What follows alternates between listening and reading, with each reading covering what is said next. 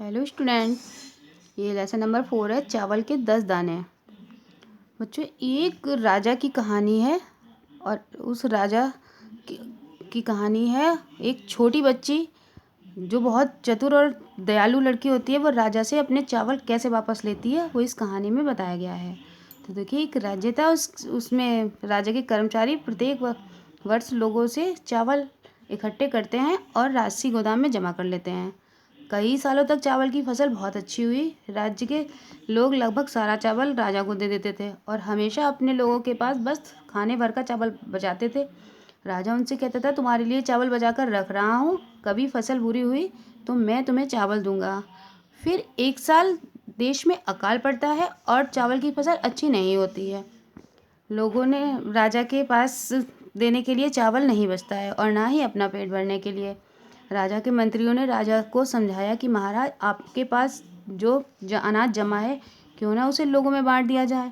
आपने ऐसा वादा भी किया था।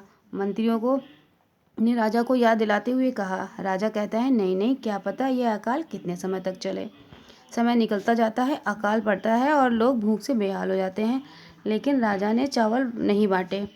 एक दिन राजा ने अपने दरबारियों से कहा कि मुझे महल में दावत करनी है, क्योंकि एक राजा को दावत देते रहना चाहिए, चाहे जैसी स्थिति हो। दावत के लिए गोदाम से 2 बोरी चावल निकाले गए और हाथी पर लाद कर राजमहल तक ले जाए जा रहे थे। रास्ते में राधा नाम की एक लड़की ने देखा कि बोरे के एक छेद में से चावल गिर रहे हैं। राधा भागकर उस तरफ पहुंची और अपनी चुंडी में चावल के दाने इकट्ठी करती हुई हाथी के साथ साथ चलने लगी। राधा बहुत चतुर लड़की थी। उसने एक योजना बनाई। वह राजा के महल में पहुंची। वहां दरवाजे पर खड़े सिपाहियों ने उसे चोर समझ लिया और चिल्लाने लगे चोर समझकर। राधा बोली, मैं चोर नहीं हूँ, ये चावल तो मैं बोरे में से गिर रहे थे और मैं वह राजा को लौटाने आई हूँ।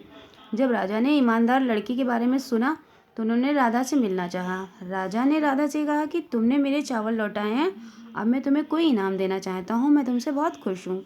राधा बोली, महाराज, मुझे इनाम नहीं चाहिए, लेकिन अगर आप कुछ देना ही चाहते हैं तो मुझे चावल के 10 दाने दे दीजिए। केवल 10 दाने सुनकर राजा चौंका, लेकिन उसने कहा, मैं तो तुम्हें कोई बड़ा इनाम देना चाहता हूँ, आखिर मैं राजा हूँ। लड़की ने कहा, ठीक है, अगर आपको इसी से खुशी मिलती है तो मुझे इनाम में यह चाहिए, आप मुझे चावल के 10 दाने दें, फिर आप 10 दिन तक हर रोज़ पिछले दिन दिए गए दानों से 10 गुना दाने देंगे। राजा ने कहा, अभी भी तुम बहुत कम मांग रही हो, खैर तुम्हें मिल जाएगा। तो उस दिन राधा को चावल के 10 दाने भेंट किए गए। अगले दिन उसे चावल के 100 दाने भेंट किए गए। तीसरे दिन उसे चावल के 1000 दाने दिए गए। अब राधा के पास कुल मिलाकर 1110 दाने हो गए। राजा ने सोचा, यह लड़की ईमानदार तो है पर समझदार नहीं है।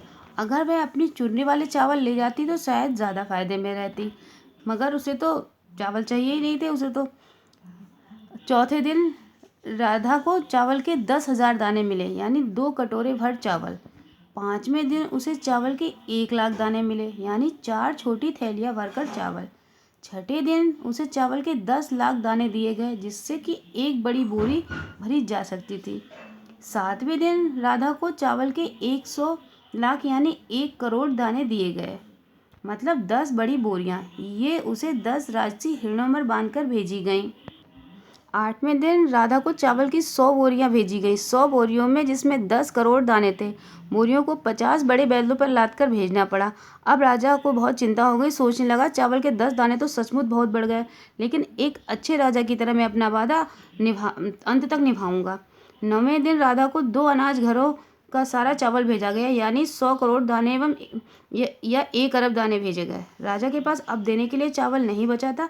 राजा ने एक लंबी सांस भरकर राधा से कहा कि मेरे पास अब कुछ नहीं बचा है, लेकिन तुम इतने सारे चावल का क्या करोगी।